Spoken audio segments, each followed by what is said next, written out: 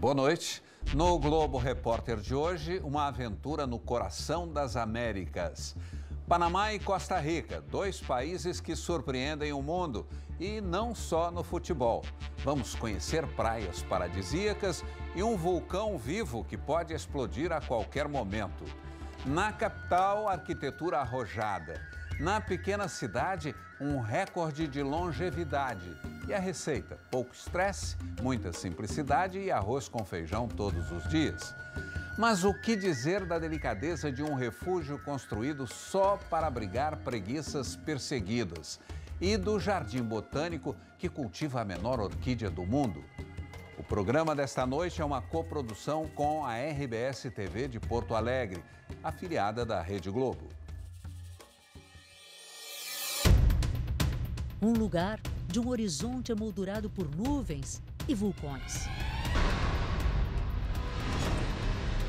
De planícies imensas e secas.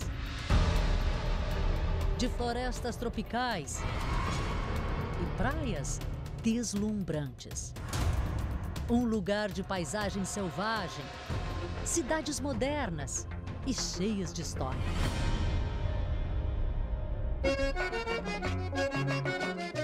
Neste lugar vive um povo que se orgulha do seu jeito de viver. Panamá. Estamos na América Central, onde o continente se estreita para formar o Panamá e a Costa Rica. É o coração das Américas. Nossa aventura começa pelas águas quentes e transparentes do Mar do Caribe. Elas guardam um território politicamente independente e naturalmente espetacular. Cunayala, também chamado de San Blas. São mais de 300 ilhas espalhadas ao longo da costa norte do Panamá. A maioria delas nunca foi habitada. É preciso enfrentar o mar para explorar cada uma delas. 30, 40 minutos assim, ó. Pulando, batendo. Olha só onde eu estou, no meio de uma ilha deserta. Uma ilha tão pequena, mas tão pequena, que tem uma única palmeira. Pois é nessa hora que dá vontade de guardar segredo, para que tudo isso fique assim quase intocado para sempre. Nesse paraíso de areias brancas vive a tribo Kuna, índios que aproveitam tudo o que a natureza oferece. Enquanto os homens pescam, as mulheres produzem um artesanato delicado e muito colorido, chamado de mola, uma arte que Irabel Alba, de 18 anos, aprendeu na infância. E todas as mulheres gostam de mola. Pergunto o que inspira peças tão lindas. Ela me diz que vem da imaginação, dos sonhos e do que vê quando olha para o mar e para as ilhas.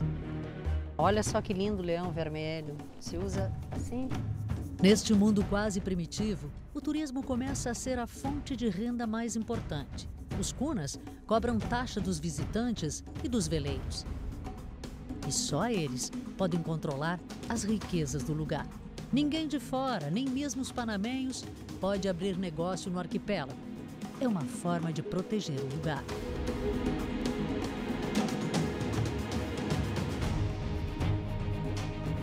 A visão das ilhas de San Blas mexe com as nossas emoções. É por isso que muitos aventureiros que navegam pelos mares do mundo não resistem e acabam ficando. Como a brasileira Adriana e o espanhol Eduardo. Desses lugares todos que vocês conhecem, vocês diriam que esse é o lugar mais conservado, como a natureza fez? É mais virgem, é por isso que a gente tá menos aqui. Contaminado. E sem dúvida. E vocês vão ficar até quando aqui? Tem ideia? Não sei, não tem pressa. Por enquanto, não temos planos de ir para qualquer outro lugar. Seria um pouquinho menos lindo, seria menos tranquilo, seria menos o que a gente quer. Então, por enquanto, ficamos aqui. Essa é a vista da tua casa? Pois é, esse é um dos quintais. A casa é pequena, mas a piscina e o quintal, você viu? Gente, é fantástico. Todas as praias dessas ilhas são maravilhosas. A água é transparente, quente. Olha só, dá para enxergar o fundo aqui, água quentinha. E o mais impressionante é que ela muda de cor repentinamente. Eu estou aqui no limite entre a água transparente e esse azul, um azul turquesa profundo. É inacreditável, parece até que foi colorido com tinta. As cores dependem do céu, do sol, das algas e dos corais. E na hora de partir, o consolo é a lembrança. Generosa que é, vai guardar para sempre essa imagem dentro da gente.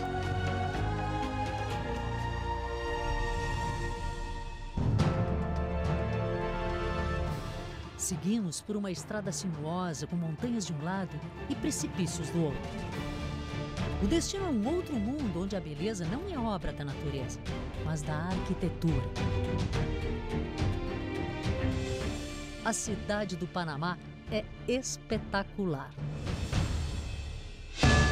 A sensação é de estar num grande tabuleiro num jogo de formas. Peças de cristal encaixadas viram torres gigantescas e impressionantes. Olhar para elas é desafiar a nossa imaginação. Vai dizer que esse prédio de 52 andares não parece um brinquedo de montar retorcido. Ou seria um parafuso? A maioria dos prédios desafia a lógica e nos espanta com tanta criatividade. Essa mistura de aço e vidros espelhados em dourado e prata que reflete a exuberância e riqueza da parte moderna da cidade. Os prédios são tão altos que às vezes parecem tocar o céu. O Panamá é o único país da América Latina que faz parte da lista de arranha-céus mais altos do mundo. E também um dos que mais cresce. Brincadeira exagerada ou não, muitos chamam a cidade do Panamá de Dubai das Américas. E não é só pela ostentação, mas pelas facilidades. Mantivemos níveis de crescimento que, nos últimos anos, foram um dos maiores do mundo comparado ao nível que atingiu a China. O uso do dólar norte-americano, a posição geográfica, a zona livre de impostos e uma legislação que favorece os investimentos. Com incentivos fiscais atraentes, o governo isenta empresas e funcionários estrangeiros de imposto de renda. A paulista Natália escolheu viver no Panamá, de frente para o mar. Aqui aproveita o gostinho de, pela primeira vez, não pagar IPTU. Você tem ideia assim, de quanto menos é o custo de vida aqui no Panamá do que no Brasil? Não, pela empresa, quando eu vim, eles mostraram um estudo e que o Panamá é 30% em média mais barato que o Brasil, que São Paulo. Sem contar custo imobiliário, que aí aumenta a diferença ainda mais. O apartamento no 32º andar tem 120 metros quadrados, segurança e lazer. O preço desse conforto? Cerca de R$550 mil. Quer dizer, você vive muito bem aqui no Panamá. Muito bem, adoro, adoro, adoro. Os panamenhos nos revelam um jeito colorido de viver. E pelas ruas da cidade do Panamá também encontramos mulheres que são a cara da riqueza. Herança dos colonizadores espanhóis. Nos cabelos, enfeites de ouro e pérolas. Os vestidos, feitos de um linho muito fino, exibem rosas, orquídeas, aves e borboletas, bordadas à mão. E pensa que as saias de baixo são simplesinhas? Que nada, são como rendas, extremamente caprichadas. As poleiras, como são chamadas, essas simpáticas dançarinas de cúmbia, chegam a gastar mais de R$50 mil nas roupas para manter a tradição. Você não é mulher muito rica?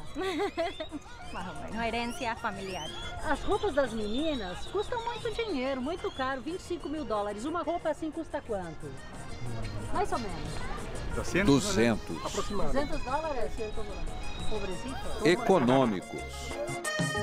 Mas os botões das camisas são de ouro. E assim, com dança e música, eles mantêm a sonoridade do Panamá.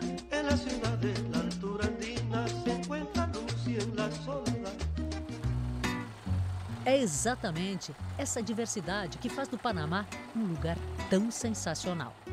Os Diablos Rojos, esses ônibus que andam pelas ruas, resistiram ao moderno e nos trazem a certeza de que aqui, embora haja tanta suntuosidade ao redor, um trânsito lento como as grandes metrópoles, é a América Central.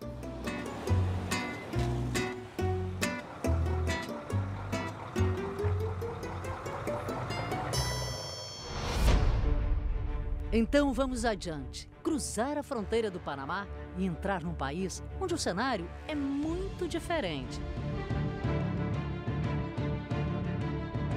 As estradas da Costa Rica nos revelam paisagens lindamente simples.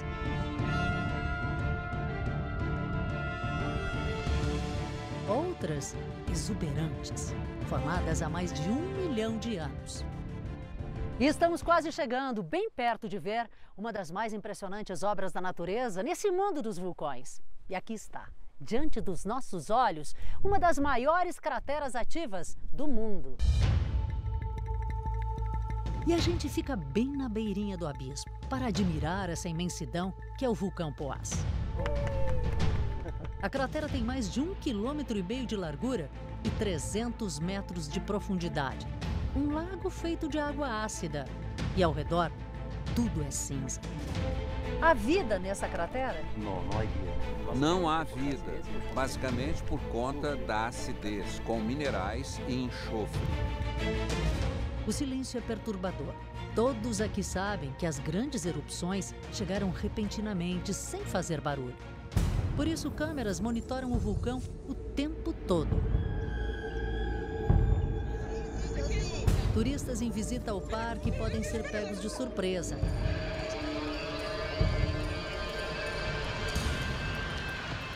Placas orientam como deixar o lugar com segurança em caso de atividade. A Costa Rica fica na área geológica mais instável do planeta. Os vulcões se espalham pelos vales e montanhas. Como o Poás, existem mais 5 ativos e pelo menos 60 extintos. Uma das visões mais grandiosas da planície da Costa Rica é o vulcão Arenal, um gigante de 1.650 metros de altura que nem sempre se deixa ver por inteiro. A maior parte do tempo ele fica assim. As nuvens escondem o formato perfeito de um cone. Então, em dias assim, para ver o cume, é preciso paciência. Não desgrudar os olhos do céu.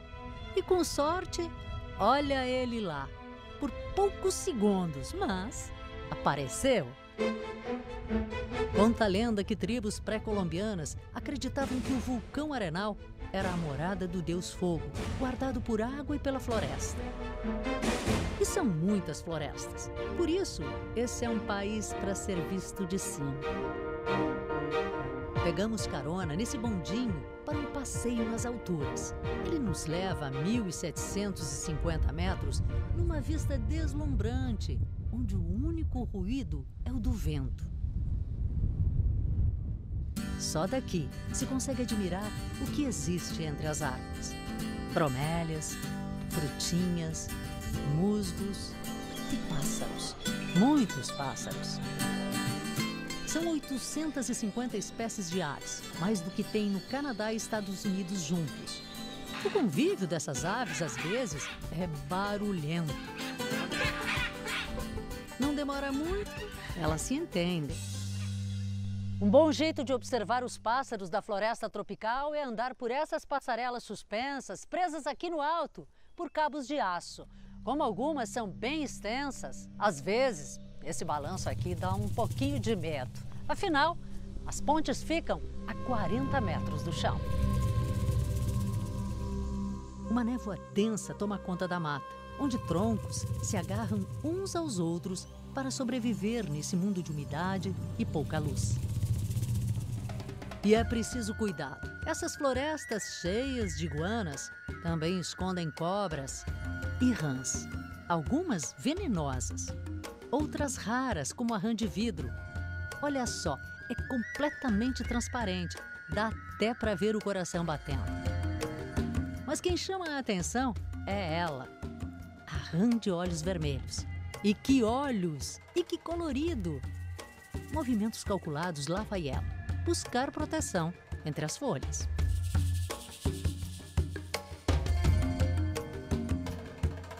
A Costa Rica é extremamente montanhosa e encoberta por vários tipos de florestas tropicais. Quase 30% do território é protegido por leis que conseguem manter essa parte do mundo assim, quase intocada. É muito fácil cruzar esse país. Em alguns pontos, tudo é muito perto, que é possível, por exemplo, iniciar o dia aproveitando as águas quentes do Mar do Caribe. Isso é só o começo. Em poucas horas de viagem, é possível atravessar rios, plantações de bananas e cafezais, que produzem um café conhecido por seus aromas e pela baixa acidez. E no sobe e desce dessas montanhas, experimentar temperaturas que variam de 0 aos 35 graus. O que impressiona bastante algumas praias é a cor da areia. Dá só uma olhadinha nessa aqui, olha só. Quase preta, cor de carvão. Imagina, parece que a gente vai se sujar. Pode não ser bonito, mas no mínimo, vai dizer que não é exótico. A cor tem a ver com as rochas vulcânicas e com o solo da região. Nada que assuste quem quer aproveitar o sol. Antes de ir embora, um bom banho de mar resolve tudo.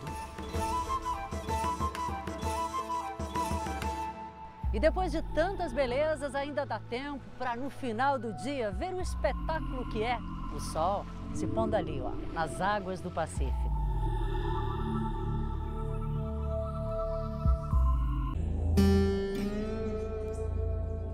As terras úmidas na região do Caribe são um dos lugares mais selvagens da Costa Rica.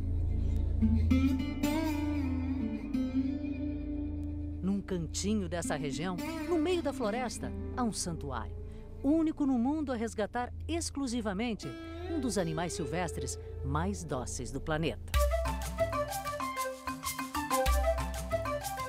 As preguiças deveriam estar livres, penduradas em árvores, mas foram tiradas da natureza por atropelamentos, choques em fios elétricos ou porque ficaram órfãos. Apesar de tudo, tiveram sorte porque vieram para um lugar onde milagres acontecem. As incubadoras, onde ficam os bebês. Nas jaulas, onde vivem adultos, como Chewbacca, que chegou há 2 anos com as patas traseiras paralisadas. Se continuasse na floresta, não sobreviveria. Todos eles são milagres. Todos eles são milagres. Em primeiro lugar, cada bebê que chega é um milagre, por ter sido encontrado. Segundo, porque estava vivo. E o terceiro milagre é que existe este lugar para recebê-los. Judy é americana do Alasca. Começou a salvar preguiças por acaso há mais de 20 anos, no lugar que escolheu para aproveitar a aposentadoria. Nesse mundo de cabeça para baixo ainda existem muitos mistérios sobre como elas vivem no mundo e como se comportam no mundo. Mas por aqui já se descobriu, por exemplo, que flores são um santo remédio para os momentos de tristeza. Quando elas estão sem fome, elas são dadas como um presente. Sabe aquele chocolate que a gente ganha e fica feliz da vida? Pois com elas funciona mais ou menos assim. Todas têm nomes, relatórios de cuidados e uma história. Linus chegou aqui bebê. Ainda tem a mania de chupar a pata traseira e se enrola todo, parece uma bolinha de pelo. O santuário evita a procriação, mas o inevitável, às vezes, acontece. Tilly não desgruda da mãe. E como todo bebê, olha só como é curioso. Mowgli é o mais guloso. Devora um prato cheio de vagens, cenouras e bananas. E de barriga para cima, na maior tranquilidade. Na dieta também tem folhas, colhidas nas primeiras horas da manhã. Mas às vezes o sono é mais forte que a fome. Olhar para elas é se encantar. É impossível resistir a tanta fofura que de repente chega de surpresa, como a reação da Gemina. Lambeu meu rosto como se desse beijinhos. Olha que fofinho esse bebê. Sem as mães, se agarram a ursinhos de pelúcia e dependem das pessoas, como a Claire, para aprender a comer. Ela largou o emprego de psiquiatra criminal para ser voluntária de bebês preguiça. Pergunto se está feliz e ela me diz que é impossível não estar feliz. E quem disse que vida de preguiça é só preguiça? Essa espécie de ginástica é para que aprendam os truques da floresta, como se agarrar em troncos, sem perder o equilíbrio. Apesar da dedicação, nenhum desses pequenos peludinhos poderá voltar à floresta. Eles não conseguiriam sobreviver sozinhos. Mas no cativeiro viverão bem e por cerca de 30 anos. Mais esperança ainda vem das pesquisas como essa que monitora preguiças que vivem ao redor do santuário. Com a ajuda de transmissores, elas querem saber como uma mãe cria seu filhote. O foco do meu estudo é identificar os tipos de folhas que eles comem. Nós queremos ensinar essa dieta aos bebês que chegam ao santuário para que um dia consigam sobreviver na floresta. Sobreviver em liberdade, lá em cima, penduradas em árvores. Lá estarão em casa. E preservar a vida parece ser um dos segredos desse país.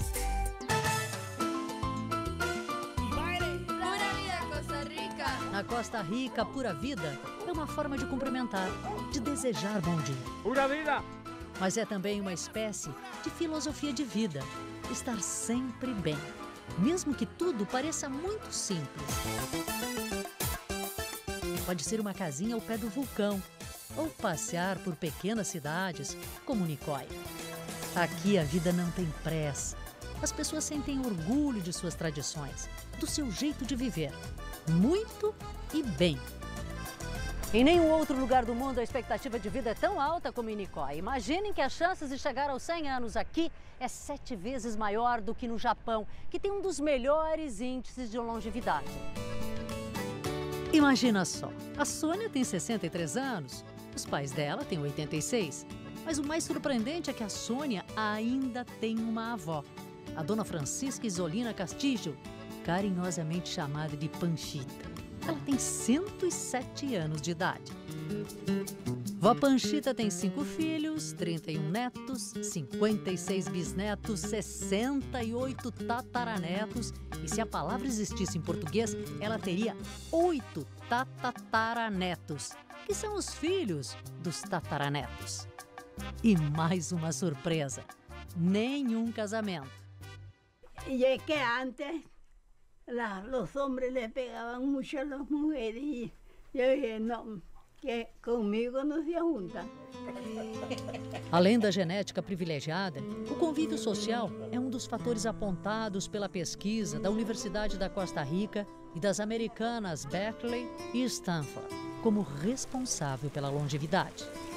Tem que ver muito com o pouco estresse que se vê. Tem a ver com o pouco estresse. A vida se vê de forma muito simples.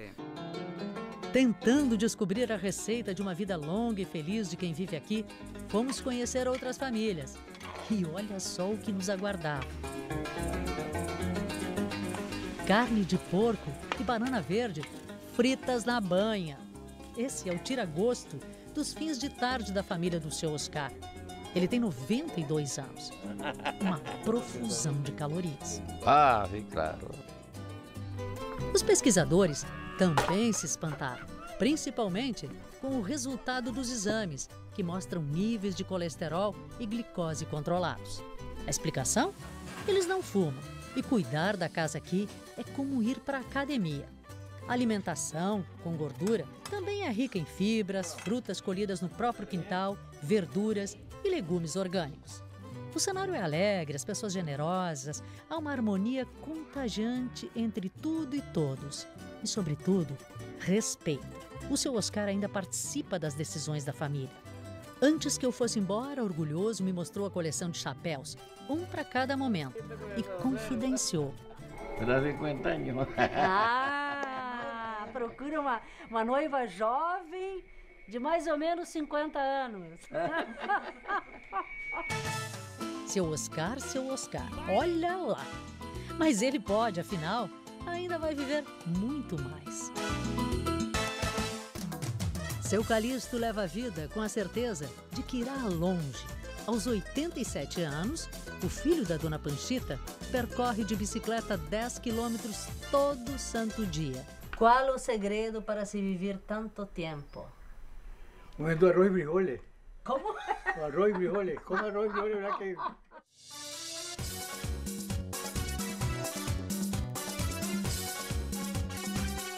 Aqui na Costa Rica existe uma grande variedade de frutas e verduras, mas o prato típico do país é feito de arroz e feijão, acompanhado de ovos mexidos, coalhada e tortilha. E pensa que essa fartura é para almoço ou jantar? É o café da manhã dos costarriquenhos, o famoso galo pinto. Que tal? Servidos? No galo pinto também vai cebola, alho, pimentão e muito coentro. Era hábito dos antigos camponeses. Eu como todos os dias. E a gente fica pensando sobre família, respeito, vida simples, pensando na verdade que tudo isso é pura vida. Pura vida, Costa Rica! Costa Rica! Terra de sol quente e de um dos chapéus mais famosos. Esse chapéu é um produto do Equador. Foi trazido para cá pelos trabalhadores que ajudaram na construção do canal. Mas essa é uma questão que ninguém mais discute. O mundo inteiro conhece como Chapéu do Panamá. E pronto. É com ele que vou passear pelas ruas de Casco Viejo. Contemplar janelas, varandas, balcões de prédios que são um mais lindo que o outro. As torres da igreja brilham cobertas de madrepérolas. É fácil entender, porque esse lugar virou patrimônio cultural da humanidade. Embora a cidade do Panamá tenha tanto a refletir nessas torres que abrigam grandes empresas e bancos, a fortuna desse país vem do leva e trás de mercadorias que cruzam o mundo. Se existe um lugar que é perfeito para curiosos em superestruturas, este lugar é o Canal do Panamá. Construído há 100 anos, ele nunca parou de impressionar. Serve de atalho para embarcações gigantes que tiram fininho dos muros da construção.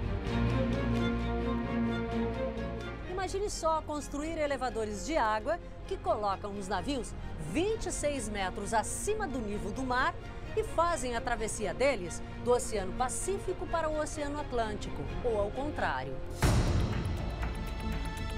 As embarcações partem do nível do mar, mas para chegar ao outro lado precisam subir, porque no meio do caminho existem lagos como o Gatún, que é mais alto. Então as eclusas são como elevadores ou escadas. Cada uma tem a altura de um edifício de 7 andares.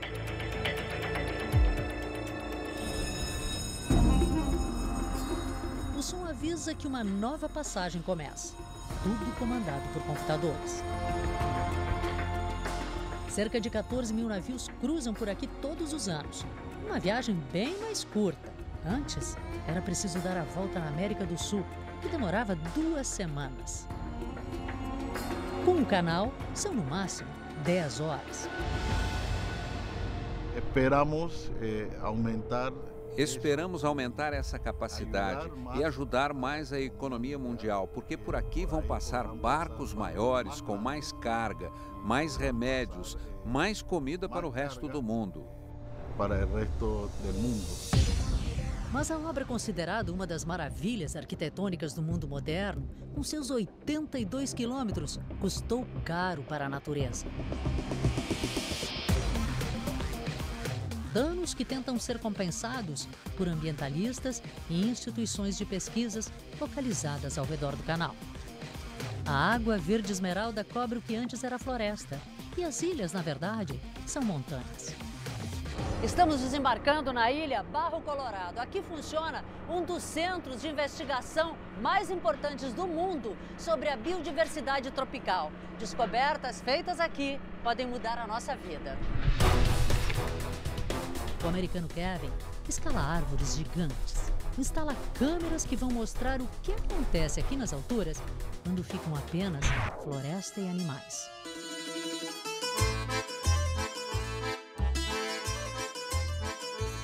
É como um Big Brother que mostra a rotina de famílias. A maioria dos dos animais nem percebem que está sendo filmado. Mas os macacos, eles parecem saber e, pelo jeito, não gostam nem um pouquinho. As imagens, analisadas por pesquisadores de todo o mundo, buscam formas de proteger a vida nas matas tropicais. Você pode ver animais que você pensava que não estavam mais aqui.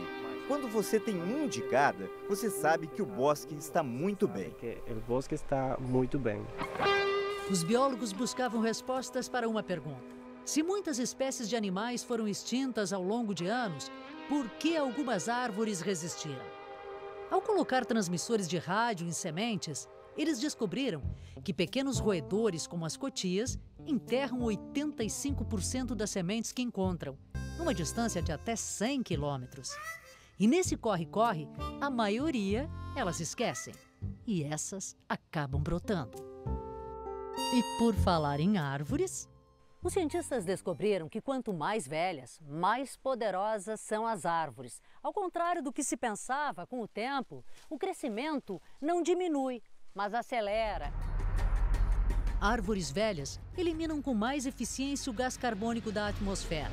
Isso significa que quanto mais antiga é a mata, melhor a qualidade de vida ao seu redor. Descobertas iguais a esta, feitas na ilha de Barro Colorado, podem ajudar na preservação da vida no planeta. Um jardim botânico só de orquídeas. Ele guarda cerca de 1.600 espécies dessa flor que cresce no clima quente e úmido da Costa Rica. Aqui, pesquisadores se dedicam a descobrir novas orquídeas e estudar a capacidade magnífica de sobrevivência com o que parece ser muito pouco diante do que necessita a maioria das plantas.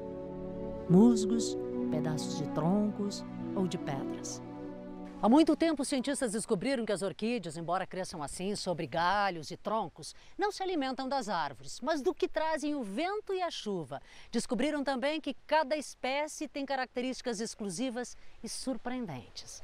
Essa flor, por exemplo, abriu hoje de manhã e ela terá poucas horas para exibir as suas cores e o seu aroma.